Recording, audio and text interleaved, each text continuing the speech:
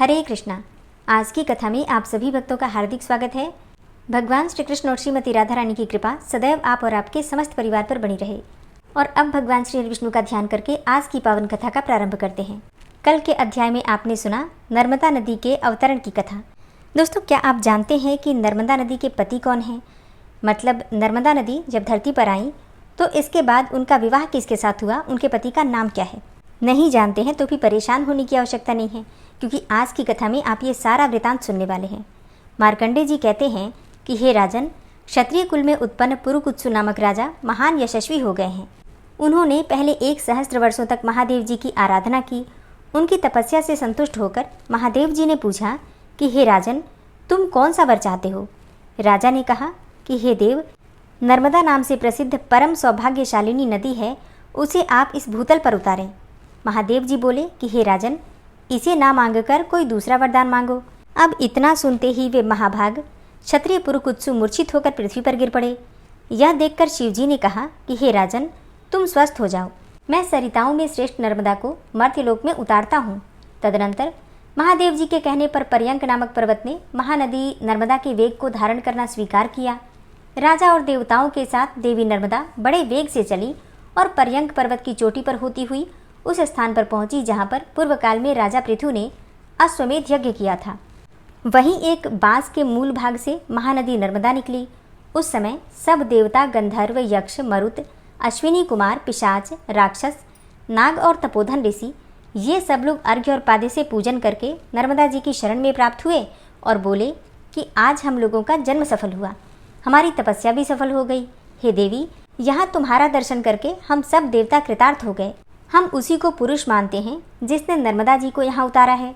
हे नर्मदे, तुम अपने हाथ से देवताओं का स्पर्श करो, जिससे हम सब लोग पवित्र हो जाएं। यह सुनकर नर्मदा बोली कि अब तक मैं कुमारी हूँ, मेरा पति नहीं है, अतः मैं देवगणों का स्पर्श नहीं कर सकती। नर्मदा का यह उत्तर पाकर देवता चिंता से व्याकुल हो उठे और बोले कि हे देवी, तुम्हारे समान रूप और गुण से संपन्न उत्तम वर कहाँ से प्राप्त हो सकता है? जिसने तुम्हें इस लोक में प्रकट किया है वही तुम्हारा पति हो। पूर्व काल में ब्रह्मा जी के शाप से समुद्र मर्त्यलोक में जाकर राजा पुरुकुत्सु के रूप में उत्पन्न हुआ है। वह इक्ष्वाकु कुल के आनंद को बढ़ाने वाला है। वह देवतुल्य क्षत्रिय पुरुकुत्सु तुम्हारे लिए श्रेष्ठ वर हो। नर्मदा बोली कि जिनमें इस प्रकार देवत्व हैं, जिनकी समस्त प्रजा धर्म में स्थित है, उन महात्मा पुरुकुत्सु के लिए और क्या कहा जा सकता है। स्वयंभू ब्रह्मा जी के मानस पुत्र जिस प्रकार धर्मनिष्ठ बताए गए हैं, उसी प्रकार ये पुरुकुत्सु भी सब धर्मों के पालन में तत्पर हैं, अतः मैं इनको पति के रूप में स्वीकार करती हूँ। तब राजा पुरुकुत्सु बोले कि हे नर्मदे, तुम देव कन्या हो, मुझ पर कृपा करो, जिससे कि मेरे पितर स्वर्ग को जाएं और मेरा भी महान यश हो। नर्मदा ने कहा, हे राजेंद्र, ऐसा ही होगा। आप मुझसे जो जो चाहते हैं वह सब मेरे प्रसाद से आपको प्राप्त हो। ऐसा कहकर देवी नर्मदा पर्यंक पर्वत से निकलकर पश्चिम दिशा की ओर चली गई। वे धनुष से छूटे हुए बाण की भांति पृथ्वी को विदीर्ण करती हुई और पर्वत शिखरों को तोड़ती फोड़ती हुई बड़े वेग से चली जा रही थी। उस समय विंध्य पर्वत के प्रदेश में वे जहाँ जहाँ गई वहाँ स्नान किया जाता है। वहाँ तीर्थ वर्जित स्थान में भी स्नान करने पर सहस्त्रों गंगा स्नान का फल प्राप्त होता है। तदनंतर वेदज्ञ ऋषियों ने सुख का विस्तार करने वाली लोक पावनी महादेवी नर्मदा का स्तवन किया। वेद धर्म के मूल हैं, स्मृतियाँ फूल और फल हैं। अग्निहोत्र पारायण पुण्यात्मा द्विज उस फल का उपभोग करते हैं, परंतु वे भी नर्मदा को स्वर्ग की सीढ़ी समझकर उसका सेवन करते हैं। जहाँ जहाँ भगवान शिव के शुभ मंदिर के समीप पुण्यमयी नर्मदा विद्यमान है, वहाँ नर्मदा नदी के स्नान का फल 1,00,000 गंगा स्नान के समान होता है। अग्निहोत्र से जो पुण्य होता है और पितरों के श्राद्ध से जो फल प्राप्त होता है, वह सब नर्मदा के जल से ही उपलब्ध हो जाता है। नर्मदा के नाम का कीर्तन करना और उसके संगम तीर्थ में दान देना, इसके समान दूसरी कोई वस्तु नहीं है। जो बुद्धिमान प्रातःकाल उठकर नर्मदा नदी का स्नान करते हैं, उनका पहले जन्म का और इस जन्म का किया हुआ पाप नष्ट हो जाता है। कोई भी मनुष्य यदि नर्मदा में जहाँ कहीं भी स्नान कर लेता है, उसका किया हुआ 100 जन्मों का पाप तत्काल ही नष्ट हो जाता है। जो नर्मदा के तट पर मृत्यु को प्राप्त होता है, वह भगवान शंकर के स्वरूप को प्राप्त होता है। जहाँ नर्मदा नहीं है, वहाँ पापों का प्रायश्चित करने की प्रेरणा की जाती है, परंतु नर्मदा जल प्राप्त होने पर तो प्रायश्चित की आवश्यकता ही नहीं रह जाती है। विंध्यगिरि पर्वत के 8 मानस पुत्र बताए गए हैं, जिनमें पर्यंक प्रथम है। उसे सब पर्वतों में श्रेष्ठ जानना चाहिए। नर्मदा के 150 स्रोत कहे गए हैं। आधे कोस के तृतीय भाग अर्थात 587 गज की चौड़ाई में उसकी धारा बहती है, ऐसा विज्ञ पुरुषों ने बताया है। हे युधिष्ठिर, परमेश्वरी नर्मदा ने देवताओं और मनुष्यों के हित के लिए स्वयं ही अपने आप को धारण किया है। वे समस्त सरिताओं में श्रेष्ठ हैं और संपूर्ण जगत को तारने के लिए ही यहाँ अवतीर्ण हुई हैं। उनके तट पर स्वर्ग और मोक्ष दोनों ही स्थित हैं। मार्कंडेय जी आगे कहते हैं कि नर्मदा के उत्तर अनंतपुर नामक एक स्थान है, जहाँ सब पापों का हरण करने वाला अनंत सिद्धि नामक लिंग है। उस अनंतपुर में ही वैश्रवण तीर्थ, कौबेर तीर्थ, घनद तीर्थ, मणिभद्र तीर्थ और यज्ञ तीर्थ हैं, जो परम पवित्र, सर्वलोक प्रसिद्ध, मनोवांछित फल देने वाले तथा मोक्षदायक हैं। वहीं ऋषियों के परम पवित्र आश्रम भी हैं, जो सर्वदेवमय एवं शुभ हैं, जहाँ सावर्णी, कौशिक, अघमर्षण, शाकल्य, कुशाकर्ण्य, शरभंग, अग्निगर्भ ये तथा और भी बहुत से उत्तम व्रत का पालन करने वाले महर्षि रहे थे, जो तपस्या करके इस नर्मदा तीर्थ के महात्म्य से स्वर्गलोक को प्राप्त हुए हैं। ऋषियों में श्रेष्ठ वाल्मीकि जी ने भी इसी तीर्थ के प्रभाव से ब्रह्म तेज से संपन्न शरीर प्राप्त किया था। इक्ष्वाकु, कुवल्याश्य, दिलीप, नहुष, वेणु, राजा ययाति, अजपाल और है ये तथा अन्य भी बहुत से राजाओं ने अनंतपुर में निवास किया है। इस अनंतपुर के क्षेत्र में ही नर्मदा के तट पर जो भगवान महेश्वर निवास करते हैं, उनका विधि पूर्वक पूजन करके वे सभी नरेश स्वर्गलोक को प्राप्त हुए हैं। अनंतपुर में सप्तर्षि तीर्थ, सप्त सारस्वत तीर्थ, अमर्त्य संभव लिंग, अरण्यकेश्वर लिंग, अघौघ नाशन तीर्थ, कल्मशापह तीर्थ, पंच ब्रह्ममय तीर्थ, सहस्त्र शीर्षा महादेव, वाराह तीर्थ, वामन तीर्थ, यम तीर्थ, सौरभंग तीर्थ, सहस्त्राश्वमेघ तीर्थ, हिरण्यगर्भ तीर्थ, सावित्र तीर्थ और चातुर्वेद तीर्थ ये सभी तीर्थ संपूर्ण लोकों को पवित्र करने वाले और श्रेष्ठ हैं। पर्यंक पर्वत से पश्चिम जहाँ तक अनंतपुर का क्षेत्र है वह परम शुभ है। इसके भीतर जिनकी मृत्यु होती है वे दान धर्म से रहित हों तो भी 14 इंद्रों के समय तक स्वर्गलोक में प्रतिष्ठित होते हैं। तदनंतर द्वीपेश्वर नामक उत्तम तीर्थ है, जो व्यास तीर्थ कहलाता है। वहाँ स्नान करके मनुष्य अश्वमेध यज्ञ का फल पाता है। वह इच्छानुसार उत्तम फल देने वाला श्रेष्ठ तीर्थ है। द्वीपेश्वर में स्नान करके जो वृषभ दान करता है अर्थात बैल दान करता है, वह सुवर्णमय विमान से स्वर्गलोक में जाता है। जो मनुष्य कार्तिक के कृष्ण पक्ष की चतुर्दशी तिथि को उपवास करके इंद्रियों को संयम में रखते हुए वहां भगवान शिव को स्नान कराता है, वह सब पापों से मुक्त होकर रुद्रलोक में सम्मानित होता है। ब्रह्मा आदि संपूर्ण देवता और तपोधन ऋषि व्यास तीर्थ में जाकर भावितात्मा भगवान शंकर की स्तुति करते हैं। दूसरे भी जो सिद्ध, गंधर्व, किन्नर और नाग आदि हैं, वे नाना प्रकार के स्तोत्रों से भगवान शंकर का स्तवन करते हुए कहते हैं कि जिनके हाथ में शक्ति है, जिनके समान शक्तिशाली वीर दूसरा कोई नहीं है, वे समस्त देवताओं द्वारा आराधित और पूजित सुरश्रेष्ठ भगवान भूतनाथ, जिसको चाहे ऊंचा उठा सकते हैं और जिसे चाहे अवनति में डाल सकते हैं, जिनके एक बाण से त्रिपुर भस्म कर दिया गया, जिनके ललाटवर्ती नेत्र द्वारा देखने मात्र से कामदेव भस्म हो गया और जिन्होंने अपने श्रेष्ठ त्रिशूल से अंधकासुर को चीर डाला, उनके साथ कौन विरोध कर सकता है। जिन्होंने अपनी जटा के अग्रभाग में जल राशि की उत्ताल तरंगों से संयुक्त गंगा जी को धारण कर रखा है, जिनके चरणारविंद के अंगुष्ठ का तनिक सा दबाव पाकर लंकापति रावण मूर्छित होकर गिर पड़ा था, जिन्होंने समस्त देवताओं और असुरों के समक्ष दक्ष के यज्ञ का क्षण भर में विध्वंस कर डाला था, जिनके लिंगमय विग्रह के पूजन से मनुष्य मनोवांछित फल प्राप्त करता है, उन भगवान शंकर के समान या उनसे बढ़कर दूसरा कौन देवता है, जो विधि पूर्वक महादेव जी की आराधना करके यस्यास्ति शक्ति इत्यादि स्तोत्र का प्रातःकाल प्रयत्नपूर्वक पाठ या फिर स्मरण करता है, वह भगवान शंकर का पार्षद होता है।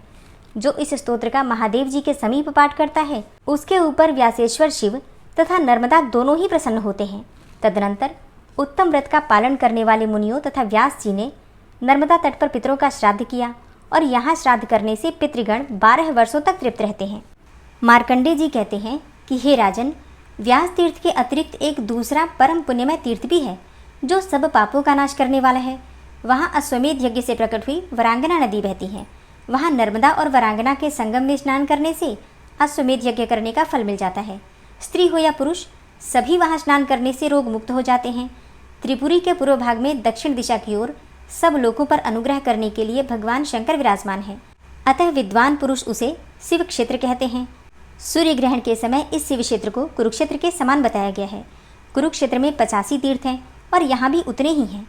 इस क्षेत्र में देवेश्वर भगवान मधुसूदन भी उत्प्लावर्त नाम से निवास करते हैं, जिनके सहस्त्रों मस्तक हैं। भगवान श्रीहरि, महादेव जी और तीसरी नर्मदा नदी, ये तीनों इस क्षेत्र के परम आराध्य देवता हैं। हे राजन, इंद्र आदि देवता भी नर्मदा नदी की महिमा का क्या वर्णन कर सकते हैं। वहाँ स्नान करने से मनुष्य का फिर इस संसार में जन्म नहीं होता। उक्त स्थान में देवदेव महादेव के पूजन से मनुष्य गणपति पद को प्राप्त होता है। उस तीर्थ में प्रकट हुए शंख चक्र गदाधारी भगवान विष्णु की ब्रह्मा इंद्र आदि देवताओं द्वारा उपासना की जाती है। श्री विष्णु के क्षेत्र में मृत्यु को प्राप्त हुए कीट पतंग भी हरिधाम को चले जाते हैं। मनुष्य अपने वश में हो या परवश, जो संगम तीर्थ में प्राण त्याग करता है वह 10,000 वर्षों तक विद्याधर लोक में राजा होता है। हे युधिष्ठिर, जो यहाँ तिल और जल से पितरों का तर्पण करता है और उन्हें पिंड दान करता है, उसके पितर तृप्त होकर परम गति को प्राप्त होते हैं। एकादशी को निराहार रहकर गंध और पुष्पों से भगवान विष्णु का पूजन करें। रात में जाग कर दीप जलावें। फिर द्वादशी को पंचगव्य लेकर हविष्यान्न से पारण करें। पारण के पूर्व ब्राह्मणों को भोजन कराकर दक्षिणा दें। जो मनुष्य पवित्र एवं एकाग्रचित्त होकर उस क्षेत्र में ओम नमो भगवते वासुदेवाय इस द्वादशाक्षर मंत्र का जप करता है, वह फिर गर्भ में नहीं आता और ना उसका कभी जन्म ही होता है, और वह अपने अनेकों जन्मों के भयंकर पापों को उसी प्रकार तत्काल भस्म कर देता है जैसे कि आग रुई के ढेर और सूखे काठ को जला देती है। पूर्व काल में महादेव जी ने संपूर्ण लोकों पर अनुग्रह तथा समस्त देवताओं का हित करने के लिए पवित्र जल के भंवर में अवतार लिया था। उस स्थान में भगवान शिव के 28 स्वयंभू लिंग हैं। उनके नाम इस प्रकार हैं: स्थानेश्वर, महादेव, शूलपाणी, सप्तेश्वर, कल्पेश्वर, हिरण्य, जातवेद, प्रजापत्य, सिद्धनाथ, शशांक नायक, अनुकेश, स्कंद, आश्विन, तेजस, ब्रह्मेश्वर, अग्निगर्भ, श्रीकंठ, उमापति, नीलकंठ, खटवांग, महाकाल, घटेश्वर, त्रिलोचन, त्रयंबक, देवदेव, महेश्वर, अनंग और कामदेव, ये तथा और भी बहुत से सिद्ध लिंग वहाँ हैं। हे महाभाग युधिष्ठिर, तदनंतर नर्मदा के उत्तर तट पर परम उत्तम कपिला तीर्थ है, जो सब पापों को हरने वाला है। पुरुष हो या स्त्रियाँ, यदि वे जितेंद्रिय होकर उस तीर्थ में स्नान करने के पश्चात देवताओं और पितरों का तर्पण करते हैं, तीनों प्रकार के ऋणों से मुक्त हो जाते हैं। उस तीर्थ में ब्राह्मणों को भोजन कराकर मनुष्य परम गति को प्राप्त होता है। उसके बाद नर्मदा के उत्तर तट पर त्रिपुरी नामक विख्यात एक उत्तम तीर्थ है, जो तीनों लोकों में प्रसिद्ध है। हे भारत, वहाँ 1.25 लाख तीर्थों का निवास है। उस तीर्थ में 108 स्वयंभू शिवलिंग विद्यमान हैं। यह वही स्थान है जहाँ त्रिशूलधारी देवाधिदेव महादेव ने त्रिपुर को मार गिराया था। यहाँ देवदेव महादेव नाम के कीर्तन से तथा नर्मदा जी के जल द्वारा उनका स्नान और पूजन करने से ब्रह्म हत्या समाप्त हो जाती है। गंध, पुष्प, धूप, दीप तथा वैभव विस्तार से पूजन करने पर जो पुण्य होता है, उसकी तो गणना सहस्त्रों वर्षों में भी नहीं की जा सकती। भगवान शिव के उद्देश्य से जब दान किया जाता है, तब उस दान का पुण्य असंख्य हो जाता है। हे राजन, वे मनुष्य धन्य हैं जो त्रिपुरी में स्नान करके महादेव जी का दर्शन करते हैं। जो मानव त्रिपुरी में निवास करता है, वह साक्षात कैलाश में निवास पाता है। जो इच्छा या अनिच्छा से भी त्रिपुरी में प्राण त्याग करता है, वह विमान द्वारा महादेव जी के परम धाम में जाकर वहाँ के दिव्य विभव का उपभोग करता है। वहाँ देवेश्वर त्रिपुरारी शिव 33 कोटि प्रसिद्ध देवताओं के साथ निवास करते हैं। इसीलिए त्रिपुरी क्षेत्र को शिव क्षेत्र कहा गया है। इसकी लंबाई चौड़ाई 2 कोस की है। इसी बीच में जिनकी मृत्यु होती है, वे शुभ गति को प्राप्त हो जाते हैं।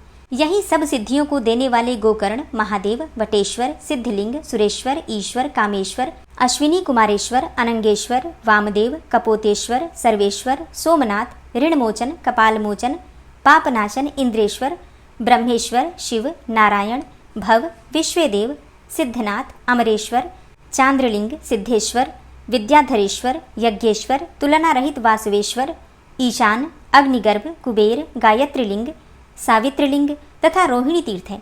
विष्णु, मरीचि, मैत्रेय, विभांडपुत्र, ऋष्यशृंग, तपस्वी शौनक तथा उग्र तपस्वी दुर्वासा आदि 50,000 सिद्ध त्रिपुरी में निवास करते हैं। इस पुरी की स्तुति सहस्त्रों वर्षों में भी नहीं की जा सकती। जिसमें कपिल मुनि का अवतार हुआ था, वह काल संज्ञक स्वयंभू मनवंतर प्राप्त होने पर अयोध्यापुरी में महायशस्वी मनु नामक एक चक्रवर्ती राजा हुए थे। उनका जन्म सूर्यवंश में हुआ था। उन्होंने भगवान शंकर और विष्णु की आराधना करके अयोध्यापुरी प्राप्त की थी। जैसे कुबेर की अलकापुरी विख्यात है तथा जिस प्रकार इंद्र की अमरावतीपुरी बड़ी मनोहर है, अयोध्या भी वैसे ही शोभा संपन्न थी। वहाँ रहकर महाराज मनु 7 द्वीप, 9 खंड तथा पर्वत, वन और काननों सहित समस्त पृथ्वी का पालन करते थे। एक दिन पूर्णिमा को 1 पहर व्यतीत होने के पश्चात राजा के कानों में आकाश में विचरने वाले विमानों की क्षुद्र घंटिका का शब्द सुनाई पड़ा। उनमें संगीत और वाद्य की भी ध्वनि हो रही थी। वह सब देख सुनकर राजा को बड़ा विस्मय हुआ। वे सोचने लगे कि ये विमान किसके हैं जो मेरे ही भवन के ऊपर खड़े हैं। यह कितना साहसपूर्ण कार्य है। इस प्रकार सोच विचार में पड़े हुए राजा की वह रात्रि व्यतीत हो गई। सूर्योदय होने पर नैतिक धर्म कर्म का अनुष्ठान पूरा करके राजर्षि मनु ने वशिष्ठ मुनि से कहा कि हे महामुने, यह मेरे महल के ऊपर किसके विमान है तथा ये किस कर्म के फल से या किस किस दान और नियम के पालन से प्राप्त होते हैं। क्षत्रिय वंश में उत्पन्न होकर जो पृथ्वी का शासन करता है वह यज्ञों का अनुष्ठान करके माता और पिता के कुल को स्वर्गलोक में पहुंचाता है। वास्तव में उसी राजा का जन्म लेना सार्थक है जिसके शासन में इस भूमंडल पर किसी प्रकार का पाप कर्म नहीं हो पाता। दूसरे लोग तो केवल माता पिता को क्लेश देने के लिए ही उनके पुत्र रूप से जन्म ग्रहण करते हैं।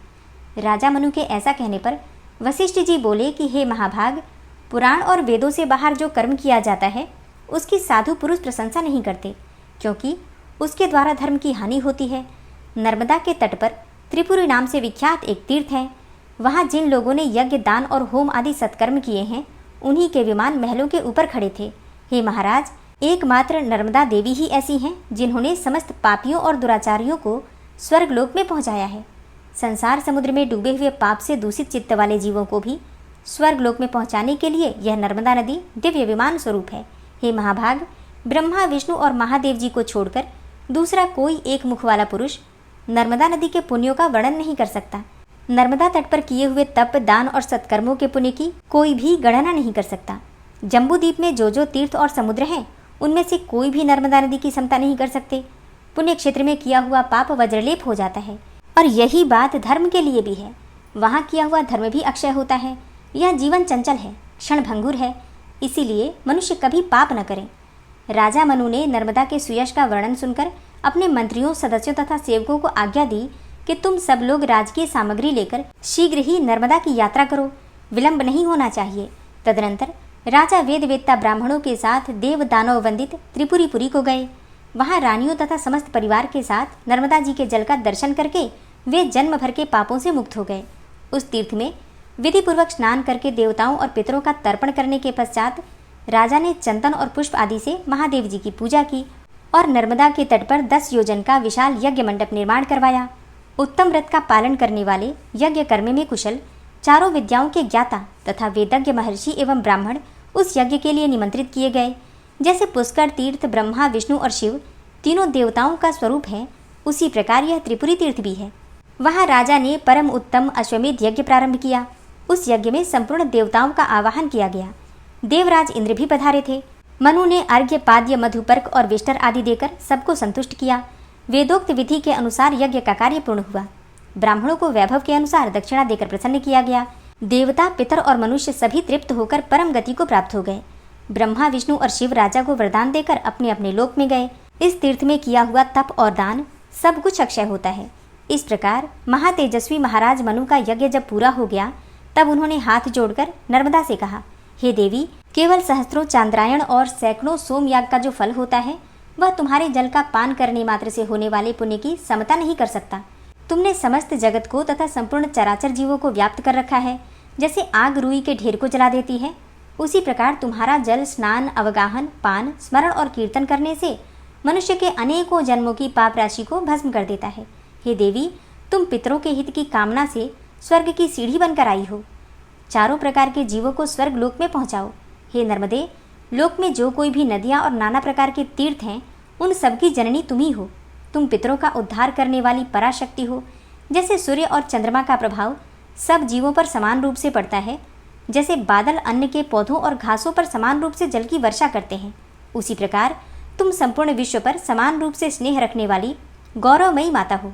हे शुभे, ब्रह्मा और बृहस्पति जी सहस्त्रों वर्षों तक लगे रहने पर भी तुम्हारे गुणों का पूर्णतया वर्णन करने में समर्थ नहीं है। अमित तेजस्वी मनु के द्वारा किए हुए इस स्तवन को सुनकर परम सौभाग्यशालिनी नर्मदा देवी बोली कि हे महाभाग, मैं तुम पर बहुत प्रसन्न हूँ।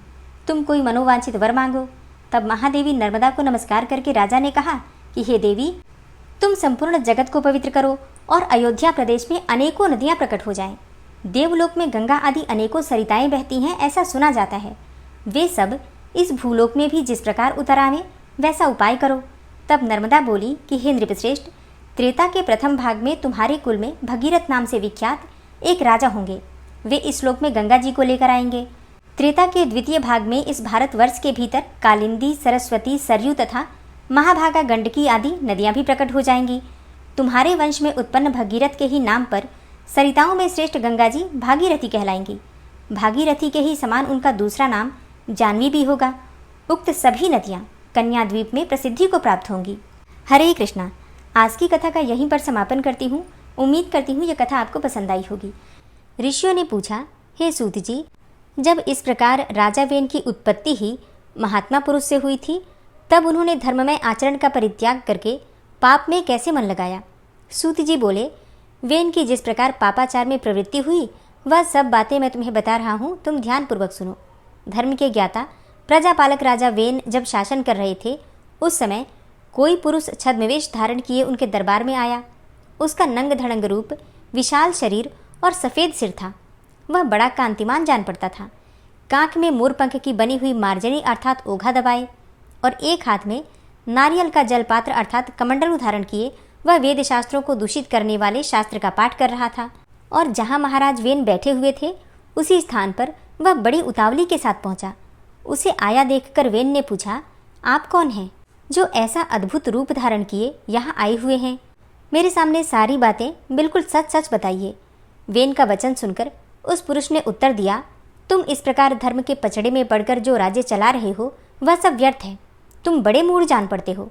मेरा परिचय जानना चाहते हो तो सुनो। मैं देवताओं का परम पूज्य हूँ। मैं ही ज्ञान, मैं ही सत्य और मैं ही सनातन ब्रह्म हूँ। मोक्ष भी मैं ही हूँ। मैं ब्रह्मा जी के देह से उत्पन्न सत्य प्रतिज्ञ पुरुष हूँ।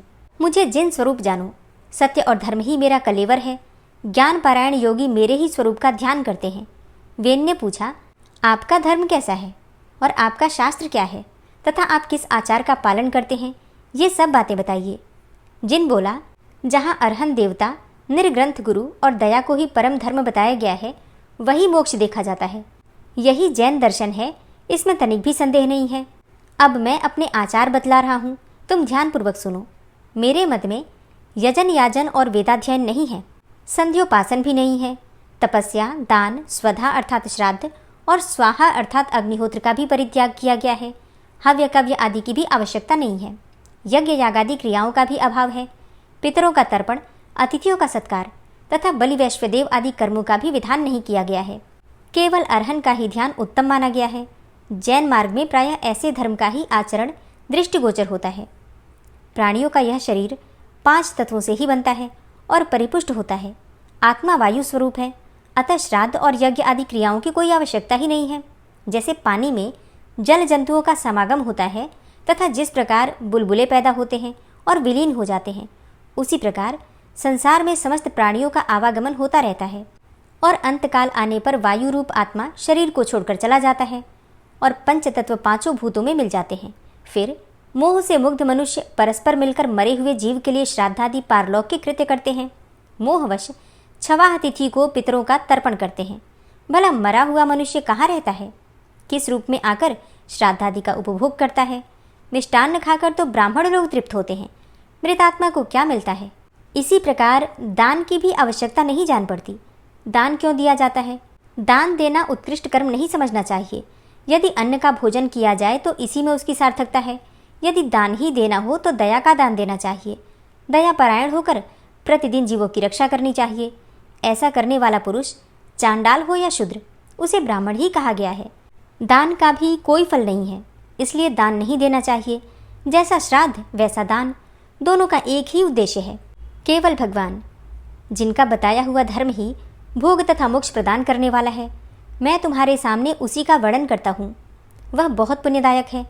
पहले शांति चित्त से सब पर दया करनी चाहिए, फिर हृदय से, मन के शुद्ध भाव से चराचर स्वरूप एकमात्र जिनकी आराधना करनी चाहिए, उन्हीं को नमस्कार करना उचित है। हे नृप श्रेष्ठ वेन, माता पिता के चरणों में भी कभी मस्तक नहीं झुकाना चाहिए, फिर औरों की तो बात ही क्या है। वेन ने पूछा, ये ब्राह्मण तथा आचार्यगण गंगा आदि नदियों को पुण्य तीर्थ बतलाते हैं। इनका कहना है कि ये तीर्थ महान पुण्य प्रदान करने वाले हैं। इसमें कहाँ तक सत्य है, यह भी बताने की कृपा कीजिए। जिन बोला, महाराज, आकाश से बादल एक ही समय पर जो पानी बरसाते हैं, वह पृथ्वी और पर्वत सभी स्थानों में गिरता है। वही बहकर नदियों में एकत्रित होता है और वहाँ से सर्वत्र जाता है। नदियाँ तो जल बहाने वाली हैं ही, उनमें तीर्थ कैसा। सरोवर और समुद्र सभी जल के आश्रय हैं। पृथ्वी को धारण करने वाले पर्वत भी केवल पत्थर की ही राशि हैं। इनमें तीर्थ नाम की कोई वस्तु नहीं है। यदि समुद्र आदि में स्नान करने से सिद्धि मिलती है तो मछलियों को सबसे पहले सिद्ध हो जाना चाहिए, पर ऐसा देखा नहीं जाता। हे राजेंद्र, एकमात्र भगवान जिन ही सर्वमय हैं, उनसे बढ़कर न कोई धर्म है न तीर्थ। संसार में जिन ही सर्वश्रेष्ठ हैं, अतः उन्हीं का ध्यान करो, इससे तुम्हें नित्य सुख की प्राप्ति होगी। इस प्रकार उस पुरुष ने वेद, दान, पुण्य तथा यज्ञ रूप समस्त धर्मों की निंदा करके अंग कुमार राजा वेन को पाप के भावों द्वारा बहुत कुछ समझाया बुझाया। उसके इस प्रकार समझाने पर वेन के हृदय में पाप भाव का उदय हो गया। वेन उसकी बातों से मोहित हो गया। उसने उसके चरणों में प्रणाम करके वैदिक धर्म तथा सत्य धर्म आदि क्रियाओं को त्याग दिया। पापात्मा वेन के शासन में संसार पापमय हो गया और उसमें सब तरह के पाप होने लगे। वेन ने वेद, यज्ञ और उत्तम धर्मशास्त्रों का अध्ययन बंद करा दिया। उसके शासन में ब्राह्मण लोग न दान कर पाते थे और न स्वाध्याय। इस प्रकार धर्म का सर्वथा लोप हो गया और सब ओर महान पाप छा गया। वेन अपने पिता अंग के मना करने पर भी उनकी आज्ञा के विपरीत ही आचरण करता था। वह दुरात्मा न पिता के चरणों में प्रणाम करता था और न माता के। वह पुण्य तीर्थ स्नान और दान आदि भी नहीं करता था।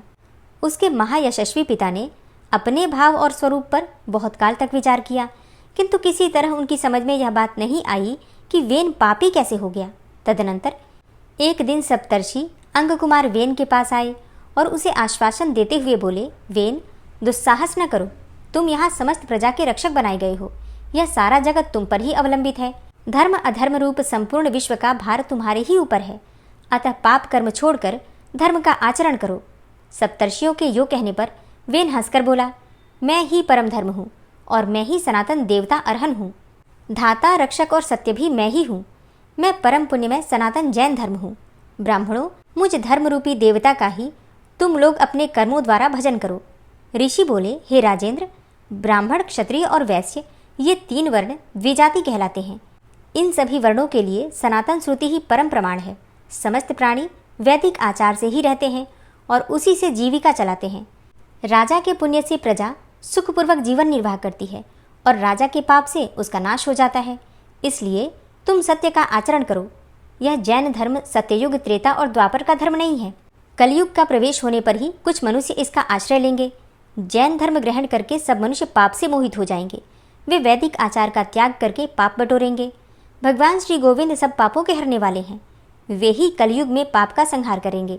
पापियों के एकत्रित होने पर म्लेच्छों का नाश करने के लिए साक्षात भगवान श्री विष्णु ही कल के रूप में अवतीर्ण होंगे, इसमें तनिक भी संदेह नहीं है। अतः वेन, तुम कलयुग के व्यवहार को त्याग दो और पुण्य का आश्रय लो। वेन ने कहा, ब्राह्मणों, मैं ज्ञानियों में श्रेष्ठ हूँ। विश्व का ज्ञान मेरा ही ज्ञान है। जो मेरी आज्ञा के विपरीत बर्ताव करता है वह निश्चय ही दंड का पात्र है। पाप बुद्धि राजा वेन को बहुत बढ़ चढ़कर बातें करते देखकर ब्रह्मा जी के पुत्र महात्मा सप्तर्षि कुपित हो उठे और उनके शाप के भय से वेन एक बांबी में घुस गया। किंतु वे ब्रह्मर्षि उस क्रूर पापी को वहां से बलपूर्वक पकड़ लाए और क्रोध में भरकर राजा के बाएं हाथ का मंथन करने लगे। उससे एक नीच जाति का मनुष्य पैदा हुआ जो बहुत ही नाटा, काला और भयंकर था। वह निषादों और विशेषतः म्लेच्छों का धारण पोषण करने वाला राजा हुआ। तत्पश्चात ऋषियों ने दुरात्मा वेन के दाहिने हाथ का मंथन किया। उससे महात्मा राजा पृथु का जन्म हुआ, जिन्होंने वसुंधरा का दोहन किया था। उन्हीं के पुण्य प्रसाद से राजा वेन धर्म और अर्थ का ज्ञाता हुआ। हरे कृष्णा। आज की कथा का यहीं पर समापन करती हूँ और इससे आगे का वृतांत आप कल की कथा में सुनेंगे।